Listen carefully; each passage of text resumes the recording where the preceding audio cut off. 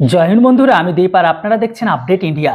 বন্ধুরা, আজকের ভিডিওটি শুধুমাত্র এন্টারটেনমেন্টের জন্য, তাই আজকের এই ভিডিওটিকে কেউ পার্সোনালি নেবেন না, কেননা আমার উদ্দেশ্য কাউকে ঠেস পৌঁছানো নয়। যাই হোক, আবারও আজকে চলে এসেছি বাংলাদেশকে রোস্ট করার জন্য, কেননা যখনই ভারত বাংলাদেশ খেলা হয় তখনই একটা বাঙালিদের মধ্যে, বিশেষ করে বাংলাদেশিদের মধ্যে নতুন একটা পৈশাচিক আনন্দ আসে। চলুন তাদের কিনে আজকে খেলবো। আর হ্যাঁ, আপনাদের কাছে ছোট্ট রিকোয়েস্ট, যে চ্যানেলটিতে প্রথমবার হলে অবশ্যই ভিডিওটিকে লাইক করে সাবস্ক্রাইব করবেন, কেননা এরকম টাইপের ভিডিও অবশ্যই আমার এই চ্যানেলগুলোতেই পাবেন। চলুন আজকে একটু বাংলাদেশিদের নিয়ে আবারও খেলা করি। বাংলাদেশ, অস্ট্রেলিয়া, ইন্ডিয়া, বাংলাদেশ, এই তিন দেশ থেকে ক্রিকেটে শক্তিশালী কোন দেশ? অস্ট্রেলিয়া, ইন্ডিয়া, বাংলাদেশ, এই তিন দেশ থেকে শক্তিশালী ক্রিকেটে শক্তিশালী কোন দেশ? বাংলাদেশ। বাংলাদেশ। মুখ খারাপ করতে পারতেছি না পাবলিকের জন্য। সুরের বাচ্চারা নেদারল্যান্ডের মতো একটা দলের কাছে এইভাবে হারে। Have a relax. See you not for mind. কি হবে যদি তানজিদ তামিম 80 বলে 130 রানের একটা ইনিংস খেলে দেন? কি হবে যদি আমাদের ঋষাদ 5 উইকেট? ভাই, ওটা তোদের স্বপ্ন নয়, ওটা তোদের স্বপ্ন দোষ ছিল। একবার চেষ্টা করতে পারিস, কোনো অসুবিধা নেই। পাকিস্তান হামারা ভাই হ্যায়, বাংলাদেশ জিন্দাবাদ। পাকিস্তান আমাদের বন্ধু, পাকিস্তান আমাদের। একটু ভুল বলা হলো। পাকিস্তান তোদের বন্ধু নয়, বরং পাকিস্তান হচ্ছে তোদের অবৈধ বাপ। আর শুধু এটা অবৈধ বাপ পাকিস্তান নয়, গোটা বিশ্বে যতগুলো ইসলামিক দেশ আছে, কখন তোরা কোনটাকে বাপ বানাস তারা ঠিক নেই। কখনো আফগানিস্তানকে বাপ বানাস, কখনো অস্ট্রেলিয়াকে, কখনো পাকিস্তানকে, অল ওভার গোটা বিশ্বের মুসলিম বিশ্বকে তোরা বাপ বানাস। তাই ভাই বলার আগে এটা বাপ বলে ডাক, কেননা পাকিস্তানকে তোদের অবৈধ আব্বুই সব থেকে বেস্ট মানায়। কালকে শুরু হইতেছে আইসিসি চ্যাম্পিয়ন ট্রফির সবচেয়ে হাই ভোল্টেজ ম্যাচ, পার্শ্ববর্তী দুই দেশের লড়াই, বাংলাদেশ ভার্সেস ইন্ডিয়া। এবং সেই ম্যাচে ইন্ডিয়া হারার জন্য রেডি তো? হারার জন্য রেডি তো ইন্ডিয়া? तेरा बाप यहाँ छोड़कर गया था कि तेरी माँ? অবশেষে বাংলাদেশ বনাম ইন্ডিয়ার চ্যাম্পিয়ন ট্রফি ম্যাচ নিয়ে আমি আবারও চ্যালেঞ্জ করলাম। যদি ইন্ডিয়া বাংলাদেশকে হারাতে পারে তাহলে আমি প্রকাশ্যে লাইভে এসে, মানে পাবলিক প্লেসে ভিক্ষা করব। কিছু ভিক্ষা দেন। ফাইনালি ভারত তো দিয়ে দিল। তাই আবারও বলছি, ভিক্ষা যদি করতে হয়, হাত পেতে ভিক্ষা করার সাথে সাথে প্যান্টটা খুলেও করিস, কেননা এই ভিক্ষা করলে ওপরেও পাবি ভিক্ষা, আবার নিচেও পাবি ভিক্ষা। তার থেকে বড় কথা, এই সমস্ত চ্যালেঞ্জ গুলো না রেখে যদি দম থাকে পিছনে, তাহলে এটা বলবি যে পরবর্তী টাইমে আমি আমার ইসলাম ধর্মকে চেঞ্জ করে সনাতন ধর্ম গ্রহণ করব। আর এটা তো আপনারাও জানেন যে যতগুলো ইসলাম পড়া গ্রহণকারী ব্যক্তি আছে পৃথিবীতে, তারা প্রত্যেকটাই প্রথমে কিন্তু হিন্দু হয়ে এসেছিল। তারপরে পৃথিবীতে এসে বল্টুটা কেটে, মানে ছাতিটা ফুটিয়ে, তারপরেই কিন্তু তারা ইসলামকে কবুল করেছে। যাই হোক, পরবর্তী টাইমে এই সমস্ত আলফাল চ্যালেঞ্জ না রেখে পারলে বলবি আমি আমার ইসলামকে ত্যাগ করে সনাতন ধর্মে যাব। আর পরবর্তী টাইমে হাতে কাটরো নিয়ে ভিক্ষা করার সাথে সাথে পারলে পিছনকার প্যান্টটা খুলে দিস, তাহলে ভিক্ষাটা ডবল হবে, কেননা বাকিটা আপনারাও বুঝে গেছেন। যদি ইন্ডিয়া বাংলাদেশকে হারাতে পারে তাহলে আমি প্রকাশ্যে লাইভে এসে, মানে পাবলিক প্লেসে ভিক্ষা করব। সত্যি ভাই, তোদেরকে আর মানুষ করতে পারলাম না। অবৈধ ভাবটাও কাটরা নিয়ে রাস্তায় রাস্তায় ভিক্ষা করছে, সেম তোরাও করছিস, যেমনটা অবস্থা ভিডিও ক্লিপে দেখতে পাবি। অন্তত এগুলো বাদ দিয়ে কিছু তো নতুন কর, কেননা বাপও যদি ভিক্ষা করে, বেটাও যদি ভিক্ষা করে, তাহলে তোদের মধ্যে পার্থক্যটা কোথায় থাকলো? ওই জন্য তো বলি যে অবৈধ বাবু ভিক্ষার কাটরা নিয়ে ভিক্ষা করছে, যে আল্লাহ কা নাম পার কুছ দে দো বাবা, সেম ভাবে তোরাও সেই একই পথে নেমে। আমি চ্যালেঞ্জ করলাম ভাই, আমি ইমন তালুকদার চ্যালেঞ্জ করলাম, আমি আপনাদের অবশ্যই আমি চ্যালেঞ্জ করলাম, যদি চ্যাম্পিয়ন ট্রফিতে বাংলাদেশের মতো শক্তিশালী দলকে ইন্ডিয়া হারাতে পারে তাহলে আমি প্রকাশ্যে ভিক্ষা করব। একদম প্রকাশ্যে ভাই, কোনো কথা নাই। যেটা বলছি এটা কথার কাজে রাখছি। বলছিলাম মাথা নেড়া করবো, করছি। বলছিলাম দুধ দিয়ে গোসল করবো, করছি। যত চ্যালেঞ্জ করেছিলাম। নেক্সট টাইমে যদি চ্যালেঞ্জ নিতে হয় তাহলে এরকম টাইপের চ্যালেঞ্জ নিবি যে আমি আমার ইসলাম প্রোডাক্টকে ত্যাগ করে আমি সনাতন ধর্মে ফিরে যাব। যদি গাড়ে দম থাকে তাহলে অবশ্যই এই চ্যালেঞ্জটা নিয়ে দেখিস। ওই আলফাল চ্যালেঞ্জ দেখিয়ে সাধারণ মানুষকে বোকা বানিয়ে ওরকম টাইপের চ্যালেঞ্জ নেবে না। ভিডিওটা যদি দেখে থাকিস তাহলে অবশ্যই পারলে নেক্সট টাইম আপনার যে সনাতন ধর্ম আছে, নেক্সট টাইম আপনার যে ইসলাম প্রোডাক্ট ধর্মকে গ্রহণ করেছেন সেটাকে চেঞ্জ করে যদি গাড়ি দম থাকে তো একবার সনাতনটা নিয়ে দেখিস। চ্যালেঞ্জ করলে এরকম টাইপের চ্যালেঞ্জ করবি যেন সকলের মনে একটা জোশ থাকে, সকলে যেন বলে হ্যাঁ এই বাপকা বেটা আছে, অবৈধ বাপের মতো নয়।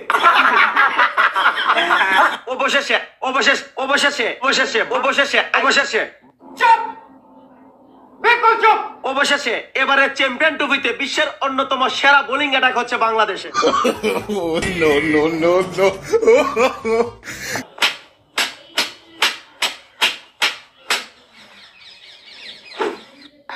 তাও পড়েছিলাম পড়াশোনা করলে হয় শিক্ষিত আর না করলে হয় বাংলাদেশি, সরি ওটা বাংলাদেশি হবে। দুবাইতে খেলার আগে তারা সোশ্যাল মিডিয়ায় এসে বাংলাদেশকে জয় করে নিয়েছিল। বর্তমান দিনে কিছু সময় আগে পর্যন্ত সোশ্যাল মিডিয়াতে তারা ভারত বাংলাদেশের যুদ্ধ লাগিয়ে দিয়েছিল। আমি বুঝতে পারি না, অলওয়েজ যুদ্ধ এরা সোশ্যাল মিডিয়াতে লাগায়, যুদ্ধে জয়ী এরাই হয়, যুদ্ধের স্ক্রিপ্ট এরাই হয়, যুদ্ধে কিভাবে যুদ্ধের মহড়াকে হবে, এমনকি যুদ্ধে কে কোথায় হারবে, অল ওভার সিচুয়েশনটা তারাই তৈরি করে। লাস্টে আবার রিয়েলিটিতে এসে বাঁশটা তারাই পেছনে পারে। আমি বুঝতে পারি না এই সমস্ত আলফাল কথা বলে কি লাভ পায়, কেননা এখনো পর্যন্ত দেখলাম না বাংলাদেশিদের ঘরের ভেতরে যতটা জোশ দেখা যায় ভারত বাংলাদেশের ম্যাচকে নিয়ে, ততটা জোশ যদি কাশ তাদের প্লেয়ারদের মধ্যে এতটুকু থাকতো। কেননা যতবারই ভারত বাংলাদেশের ম্যাচ হয়েছে ততবারই উদম কেলানি খেয়েছে। পরবর্তী কথা আর কি বা বলবো, যারা খেলা দেখেছে তারা তো ভালোভাবে বুঝেই গেছে। কেননা সকলে তো কাপ পেয়ে দেখায় যে আমরা কাপ পেয়েছি, আর বাংলাদেশ দেখায় গোটা বিশ্বকে যে আমরা আব্বু পাল্টিয়ে যাচ্ছি। কেননা এখনো পর্যন্ত বাংলাদেশের সঠিক বাপকে সেটা খুঁজে পাইনি। তবে আমি জানি বাংলাদেশের সঠিক বাপকে, আপনারা জানলে অবশ্যই কিন্তু কমেন্ট বক্সে লিখে দেবেন।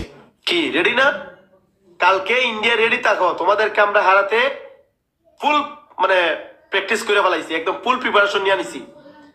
ইন্ডিয়াকে হারাতে হবে।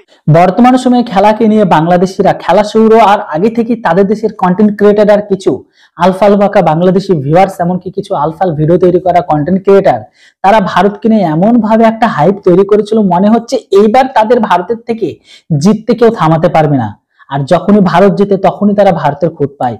কখন বলে ভারত চুরি করেছে, কখন বলে ভারতের দাদুবাবুদের টাকার জোরে পরিবর্তন করেছে, কখন বলে দাদুবাবুদের গায়ের জোরে ভারত জিতে নিয়েছে, এরকম টাইপের মন্তব্য। তো যেটাই হোক, খেলা শুরু হওয়ার আগে পর্যন্ত বাংলাদেশের ঘরের ভেতরে কিছু এমন ভিডিও আর কিছু এমন ক্লিপ আপনাদের সামনে তুলে ধরবো যেটা থেকে আপনারা অবশ্যই মজা পাবেন।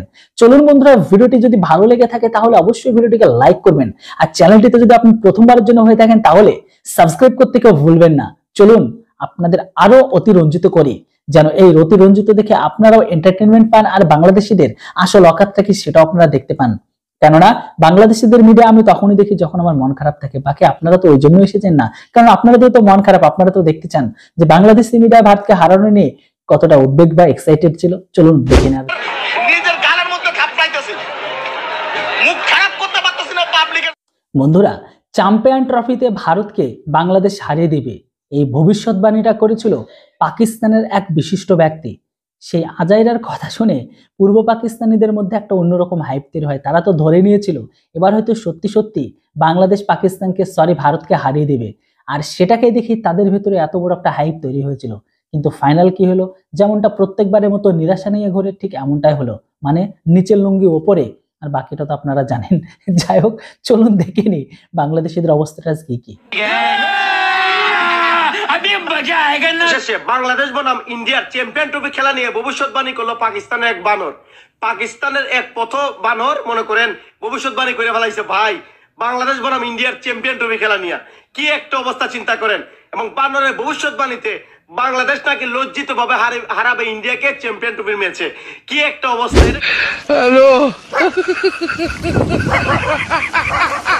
ইন্ডিয়ার চ্যাম্পিয়ন ট্রফি খেলা নিয়ে ভবিষ্যৎবাণী করলো পাকিস্তানের একটা সময় ছিল যখন বিজ্ঞানীরা রিসার্চ করে জানতে পারে যে বানর থেকে শিম্পাঞ্জি, শিম্পাঞ্জি থেকে ধীরে ধীরে মানুষে পরিণত হয়। কিন্তু আজকের দিনে এই মানুষ থেকে বাদরে পরিণত হচ্ছে বাংলাদেশের ঘরের ভেতরে। নয়তো ভাবুন, বানরে ভবিষ্যৎবাণী করলো, সেই ভবিষ্যৎবাণী শুনে এরা বিশ্বাস করে নিল যে বাংলাদেশ ভারতকে হারিয়ে দেবে। বুঝতে পেরেছেন? তবে বর্তমান সময়ে এখন বাংলাদেশের প্রত্যেকটা ব্যক্তির পিছনে একটু খুঁজলে দেখতে পাওয়া যাবে যে বাদরের মতো তাদের হয়তো ল্যাজগুলোকে। কালকে দুপুর 3টায় বহু প্রতীক্ষিত ম্যাচ, অনেক দিন ধরে অপেক্ষায় আছি ইন্ডিয়াকে ধরার জন্য। ইন্ডিয়ার মাঠে আমরা গেছি, আমাদেরকে লজ্জিত ভাবে হারিয়ে ইন্ডিয়া বিদায় করে দিছে। বহুত প্রতিশোধ, বহুত কষ্ট, বহুত অভিমান, বহুত কিছু মনের ভিতরে জমা রয়ে গেছে। ইন্ডিয়া কালকে রেডি তো। বুঝলেন তো বন্ধুরা, বাংলাদেশ এমন একটা দেশ যারা ফেসবুকেতে সিদ্ধান্ত নিয়ে নেয় ভারতের সাথে খেলা হবে, ভারতের সাথে যুদ্ধ হবে। এমনকি খেলাতেও তারা ফেসবুকের সিদ্ধান্ত পেয়ে যায় যে ফেসবুকেই তারা যুদ্ধে জয়ী হয়ে গেছে, ফেসবুকেতেই খেলায় ভারতকে হারিয়ে দিয়ে তারা জয়ী হয়ে গেছে। কিন্তু বাস্তবে সম্পূর্ণটাই উল্টো। যত যা কিছু আপনারা দেখবেন সবকিছু বাংলাদেশিদের ফেসবুকে। 4 দিনের মধ্যে আমরা কলকাতা হোল করে নেব। আমরা তো হোল করে নেব। বন্ধুরা, আরো একটা মজাদার জোক শুনবেন তো, সেটাও বলে দিই। বর্তমান সময়ে বাংলাদেশিরা ভারতকে চ্যাম্পিয়ন ট্রফিতে তারাই নাকি শুধুমাত্র হারাতে পারবে, তাছাড়া আর কেউ হারাতে পারবে না, এমনটাই দাবি বাংলাদেশিদের। যদিও বুঝতে পারি না এই সমস্ত দাবিগুলো সব কি তাদের আব্বু মানে অবৈধ আব্বুর থেকে পেয়ে যায়, না অবৈধ আব্বু তাদেরকে জানিয়ে দেয় যে যা কিছু হবে আমাদের দুজনের মাঝে থাকবে। চলুন সেটাও ভিডিও ক্লিপটা আপনারা একবার দেখে নিন। কে থামাবে? একমাত্র বাংলাদেশই পারবে ইন্ডিয়াকে থামাতে। আপনি দেখেন প্রত্যেকটা সিরিজে টি-20 সিরিজ হলে ইন্ডিয়া অন্যরকমের এক শক্তিশালী হয়ে কি কোনো কথা হয়ে যায়। এই উঠতে থাকা ইন্ডিয়াকে একমাত্র বাংলাদেশই পারবে থামাতে। আমরা পারবো, বাংলাদেশ পারবে তাদেরকে থামাতে। চ্যাম্পিয়ন্স ট্রফিতে ইন্ডিয়াকে হারিয়ে দিয়ে বাংলাদেশ ইন্ডিয়ার জয় রথ থামিয়ে দেবে। ভাই, খেলা হয়েও গেছে, ইন্ডিয়া জিতেও গেছে। আপনার নেশা যদি কেটে যায় দয়া করে কিন্তু ভিডিওটাকে ডিলিট করে দেবেন, না হলে ভিডিওর কমেন্ট বক্সে এমন গাল খাবে যে গাল খেয়ে কিন্তু আপনি প্রেগনেন্ট হয়ে যাবে। আর এখানে প্রেগনেন্ট হলে সমস্যা কেননা একটাই, এখানে আবার সেই ভারতে আসতে হবে ডেলিভারি হতে, সেখানেও সমস্যা। তাই যত তাড়াতাড়ি সম্ভব ভিডিও ডিলিট করে দেন আর প্রেগনেন্ট হওয়া থেকে বেঁচে যান। আমার মাফ করে দেন হুজুর, আমার ভুল হয়ে গেছে। তো বন্ধুরা, ভিডিওটিকে যদি এতদূর পর্যন্ত দেখে থাকেন আশা করি আপনাদের অবশ্যই ভালো লেগেছে। আর ভিডিও যদি ভালো লাগে তাহলে ভিডিওটিকে একটা লাইক করে চ্যানেলটিতে নতুন হলে অবশ্যই সাবস্ক্রাইব করবেন। Thanks for watching. জয় হিন্দ, বন্দে মাতরম।